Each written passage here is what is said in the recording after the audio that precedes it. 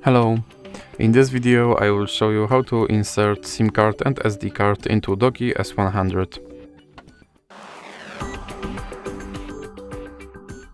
So you have to start with taking out your SIM card tray, which is right here.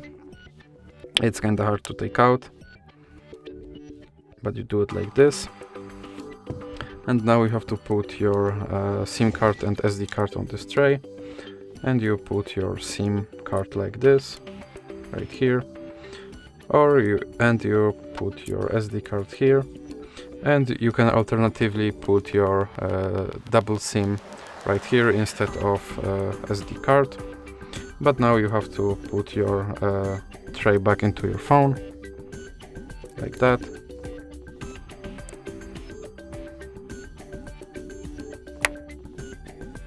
And now let's check if my SIM card will work.